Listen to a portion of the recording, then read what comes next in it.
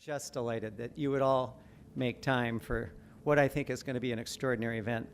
But as you can see from our props, this is going to not be your garden variety opening ceremony. It's not a sort of a typical media event, and we'll let you know exactly how in just a moment.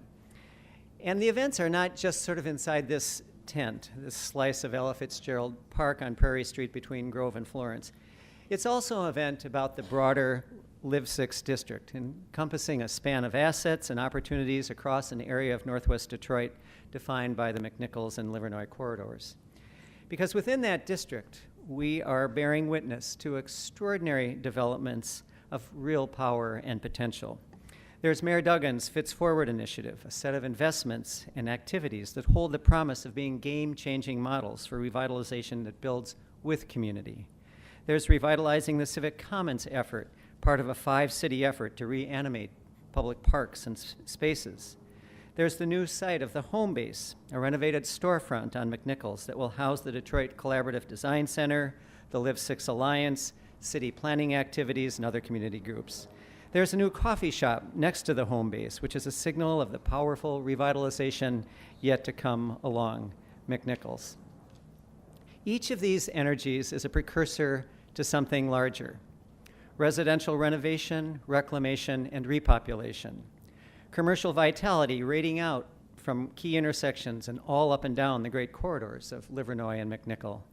Attractive meadows and trails and plantings connecting residents to areas of tranquility and beauty. Community gathering places that draw together the community's block clubs, neighborhood associations, and individual residents, all of whom are working every hour of every day to renew the vitality of their neighborhoods. Let me stop on that last piece, the extraordinary power of people well organized where they live, because it is ultimately that factor that will determine the arc of ambition and accomplishment that will make Live6 a model of health, stability, and growth for the other neighborhoods of our city. We're deeply honored and privileged to be among so many of you who are so dedicated to and so passionate about rebuilding a sense of common purpose, resident to resident, neighborhood to neighborhood. And you can see on the banner the names of some of our closest partners in this work. Permit me to call them out briefly. First, our thanks to the Reimagining the Civic Commons partners, the JPB Foundation out of New York, the John S. and James L. Knight Foundation, represented, I think, somewhere by Katie Locker. I think Katie is here somewhere. The Rockefeller Foundation, of course, the City of Detroit, led by the extraordinary Maurice Cox, and our own Carol Coletta, Benji Kennedy, and Chantel Rush of the Kresge Foundation. Second, our thanks to the Live6 Alliance and the Detroit Collaborative Design Center, the Greening of Detroit, the San Juan, Prairie, and College Core Block Clubs, the Fitzgerald Community Council, and our educational anchors of Mary Grove College and the University of Detroit Mercy. And third, our thanks to the 3 people I'm honored to share the stage with: Mayor Mike Duggan, Dr. Antoine Garibaldi, President of the University of Detroit Mercy, and Darnetta Banks, President of the Prairie Block Club. I've just had the chance to meet Darnetta, but her reputation precedes her. She is a neighborhood dynamo, stitching together progress in this neighborhood's tapestry one strand at a time. It's neighborhood-rooted leaders like Darnetta, block club captains and presidents and members, and community-based organizations and nonprofits that fuel the energies of revitalization and renewal in every corner of this city. Now, Mayor Duggan, of course, you all know. I probably should have saved the word dynamo for him, I guess. But it doesn't do justice to the ambition, the accomplishment, and the zeal with which he has applied himself to improving opportunities for every Detroiter and every Detroit neighborhood. I was trying to count the number of times that Kresge has been engaged in collaborative efforts with this mayor. The Detroit Home Mortgage Program, the Motor City Match Small Business Development Program, the Detroit Neighborhood Revitalization Fellows and the Mayor's Fellows, the new Detroit Office of Sustainability. The list just goes on, and indeed, it leads us to the work we celebrate today. And Dr. Garibaldi has emerged as one of this community's most conscientious, thoughtful, and visionary leaders.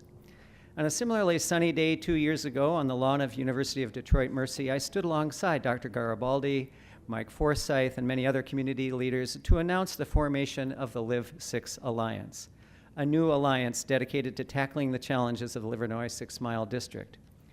Dr. Garibaldi will describe the alliance's work since then, but it was initially conceived as a way of migrating a neighborhood stewardship model that had served us well in Midtown, much along the lines of Midtown Inc., led by Sue Mosey, and transfer that model to the neighborhoods of Detroit.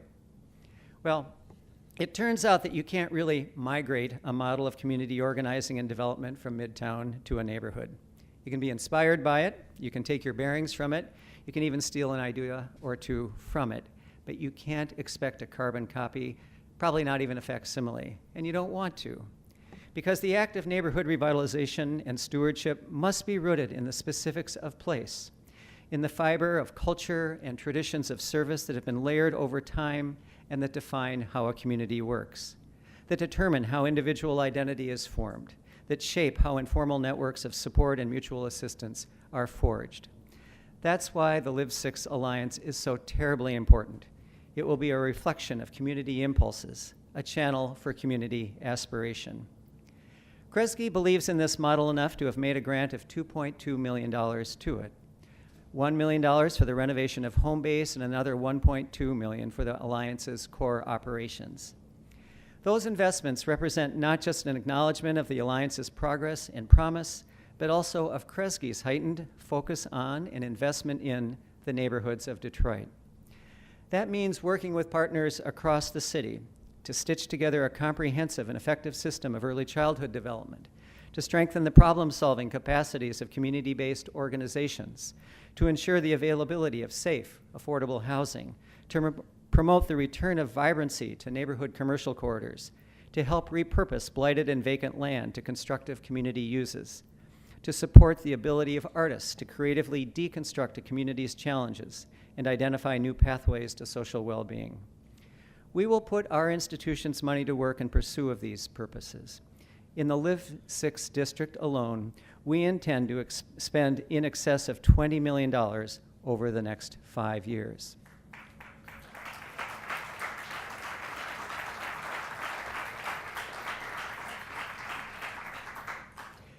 And it just seems so appropriate that one of those first investments is a $1 million grant to contribute to the creation of green spaces in this neighborhood, including Ella Fitzgerald Park.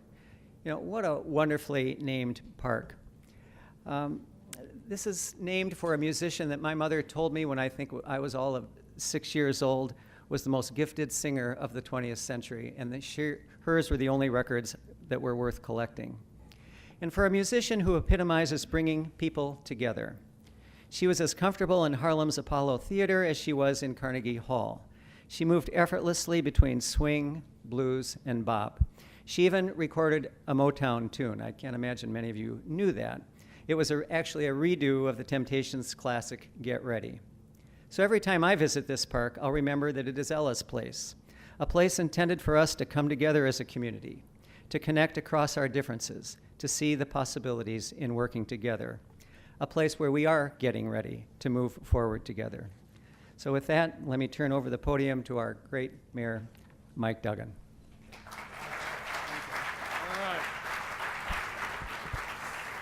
Well, thank you, Rip, and let's give another hand to Kresge for the $2 million contribution to kick this off. You know, when I said every neighborhood has a future, this is what I was talking about. Every neighborhood's future won't be the same, but when you come to the Fitzgerald neighborhood, it's the heart of what we have to do to turn around this city. 600 families who stayed here, who stuck it out, who didn't leave when they could have gone someplace else. But they're surrounded by 115 vacant houses that are still in good enough shape to be renovated. They're surrounded by 200 vacant lots that had been allowed to overgrow with weeds, they have illegal dumping on them, etc. And this was the question. Could you take a neighborhood like this, and if everybody came together, prove that it has a future? And when Rip talks about Midtown, there are things we can borrow from Midtown. This isn't going to look like Midtown, but I was at the Detroit Medical Center in 2004 when nobody knew what Midtown was. My first year in 2004, I ran TV ads for the DMC so people knew where it was, and the ad said it's in downtown Detroit on I-75, one exit north of the stadiums. And Sue Mosey, the head of Midtown at the time, came to me and says, "You can't say you're downtown, you're in Midtown." I said, "Sue, nobody's ever heard of Midtown." That was 13 years ago. Now everybody says, "Why can't we be like Midtown?" But what happened was that the community came together. You had the businesses who were there building on others, that the philanthropic community invested in new housing, that we got new shops in, and we had an anchor university, Wayne State, at the center of it. Everybody had a concerted strategy. And the question is now, what would happen if we came out to the McNichols-Livernois area and adopted that same principle, everybody coming together? We've got a great university here in UD-Mercy. We've got what was one time great commercial districts along Livernois and McNichols, and we've got a lot of beautiful homes that people had walked away from. What if we brought all those resources together? And Maurice Cox, our planning director, came in and he said, "I think this is our test case. Let's prove what can happen." But it has to be done as it was in Midtown with the input of the neighbors who are here, because this needs to be a vision of those 600 families that stayed. And so there have been 40 community meetings. You're going to hear from one of the great block club leaders in a minute. And what the community said is, at the heart of all this, we'd like a park. And so you are now standing or sitting in 2.5 acres of what had 7 vacant houses on it that we have demolished. But this is one of the upsides of the land bank. We had assembled all this property.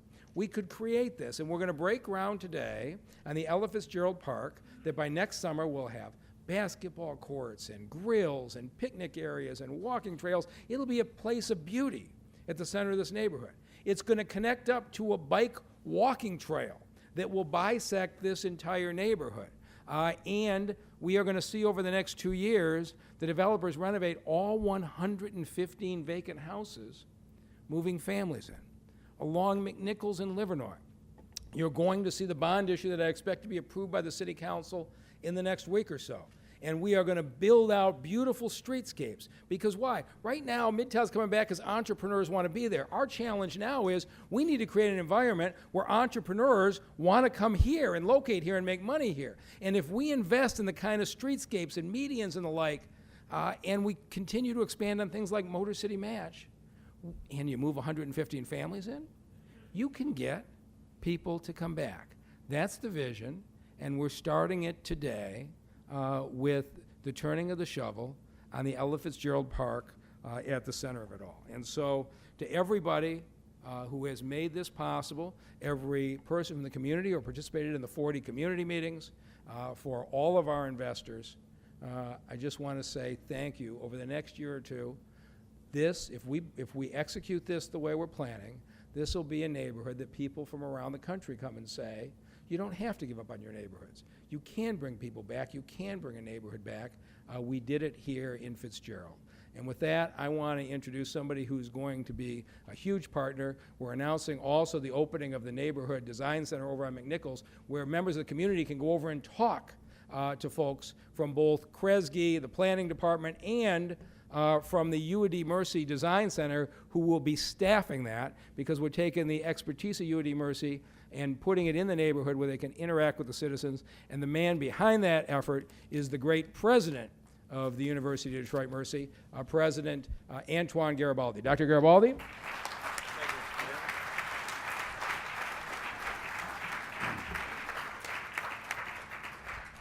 Thank you, Mayor Duggan, for your very kind introduction. And let me add my welcome and thanks to all of you who are joining us today to break ground for the Ella Fitzgerald Park and also the future headquarters of the Live6 Alliance Homebase Community Center.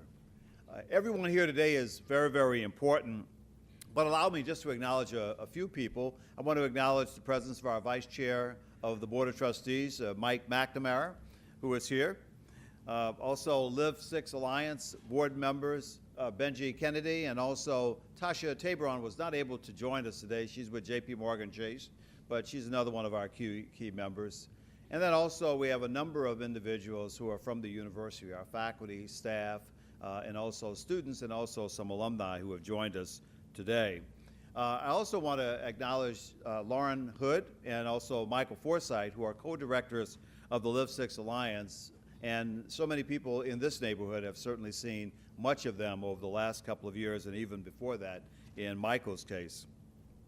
Today's groundbreaking for this new park and the Live6 Alliance headquarters is another important step in the revitalization of this McNichols-Livernois corridor for both the Fitzgerald neighborhood and also this commercial area.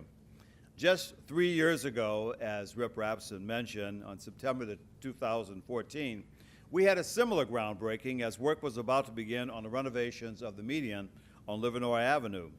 Today, when visitors to the neighborhood, particularly residents and our students and employees drive down Livernois, they see a professionally landscaped and well-manicured median with grass, trees, and blooming flowers. It's truly a much more welcoming sight than many of us remember 6 years ago. This new park and the Homebase Community Center will make a similar difference in this community, and it's a pleasant thought to envision a revitalized and even more commercially active McNichols 6 Mile Road as well as Livernois Avenue. And none of this early work would have happened 6 years ago without the collaboration and financial support of the Kresge Foundation, particularly President Rip Rapson and his leadership team. Co-managing directors Wendy Jackson and also Benjamin Kennedy helped us to strategize and consult for a few years, really, with our nearby residents about what would be best for the neighborhood as we were considering the development of an organization that would later become the Live6 Alliance. At the same time, we had great help from the Detroit Economic Growth Corporation with the median project and also in assisting local businesses with their professional needs. We certainly have much more to do and a long way to go, but with a little more time and a whole lot of patience, and we certainly know what patience is all about, I know we'll achieve the ambitious goals that we have set for Live6 Alliance. Today's occasion is also an ideal time for me to reinforce University of Detroit Mercy's history and commitment and service to the city of Detroit, particularly our Jesuit and our Mercy history. This year, in 2017, the university is celebrating its 140th year in Detroit. It's also celebrating the 76th year since Mercy College of Detroit began in 1941. And it's the 90th year that the McNichols campus was built right here in the city of, in this particular Northwest neighborhood. Jesuit Father John McNichols was the president back then in 1927. So for those of you who don't know, now you know how 6 Mile has the alternate name of McNichols. It was Father McNichols' leadership and also his determined development that made that happen. So the university's commitment in 1877 as well as in 1927 is as strong today as it was during the 1967 civil unrest for this city and also for this community. The Jesuits and the Sisters of Mercy were very, very clear that they would not leave this city, and that has not happened 50 years ago, nor will it happen in the near future, and we have no plans of doing so. The university's history of service will continue, particularly through our varied and mostly pro bono services in a whole variety of areas, from law to dental to psychological services, as well as health clinics and also our business programs and many, many more. For more than 20 years, almost 25 years, our School of Architecture's Detroit Collaborative Design Center has been working in this area to address many urban issues confronting our community. And Homebase has been a dream of our director of that program, Dan Patera, who's seated in the back here. And it's been a dream of Dan's for the last 10 years. He's the director of DCDC, and he's the real driving force in making this happen. So DCDC, which already has such an impressive and long resume of working with the community, has really branched out, so much so that it's not just helping Detroit, it's also helping many other cities like Memphis, Chicago, and also Milwaukee. And we're very happy to have this home base be that center of activity once the headquarters are finished.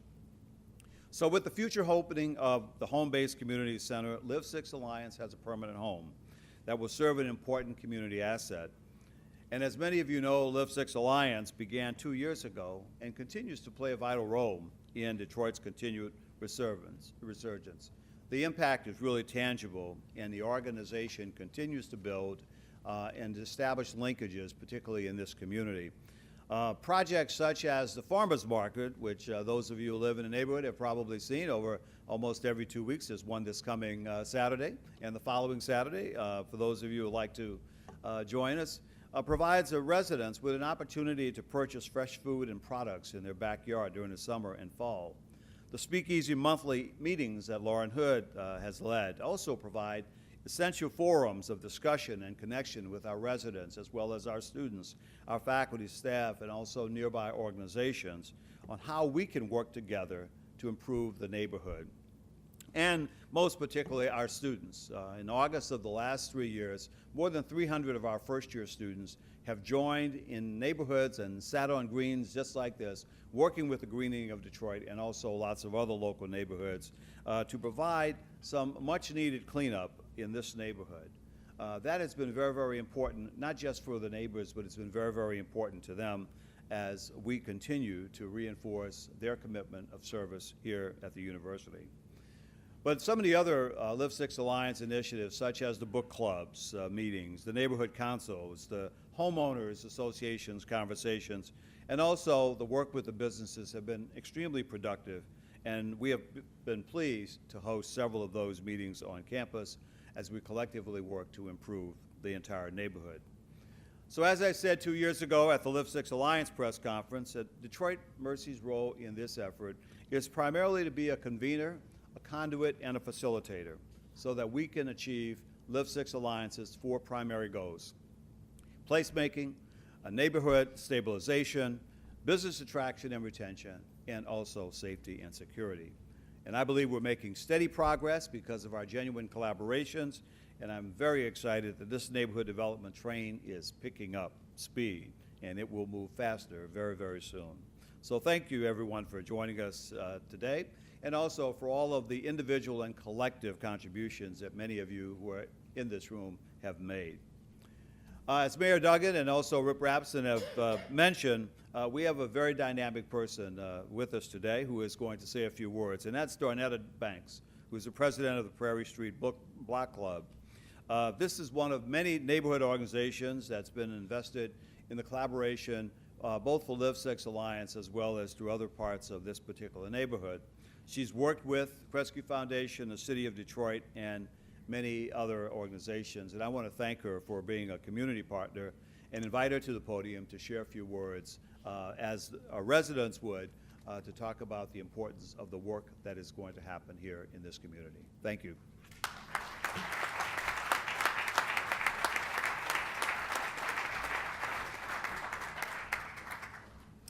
Thank you very much. My name is Darnetta Morris Banks, and for a moment there, I almost turned around to see just who he was talking about in that introduction. But it is with great pleasure that I stand before you as a representative of the Prairie Street Block Club. In 1966, just months before my 3rd birthday, my parents relocated to Detroit, Michigan from New Smyrna Beach, Florida. We moved into the 16,000 block of Prairie, better known as the Fitzgerald Community Council, where my mother, soon to be 88, still lives. I'm proud to be a part of this illustrious revitalization of such a beautiful and deserving community. I remember the community council when we would have parades, picnics, and other special events given for and by the residents of this area. This park, the Ella Fitzgerald Park, is just the beginning of things to come. A safe meeting place for parents and their children to enjoy. We are standing on tiptoe anticipation awaiting the completion of this facet of the full project. We would like to thank all of you for this vision and those of you who are now walking alongside to make it come to fruition. Neighbors are willing to lend a helping hand, as we are currently doing so. I, along with a collaborating team, we're doing alley cleanups, and I would like to invite the neighbors who are standing here who have not taken a vested interest yet to come alongside us to help, to make this community a revitalized, vibrant community, just as it used to be. We remember our shopping on 6 Mile. We didn't have to go downtown, although it was a wonderful time when our parents allowed us to take the bus to D-Day. But we didn't have to go that far, and we're looking forward to that time again. Again, thank you for your vision and for all the help that you're willing to give to this community.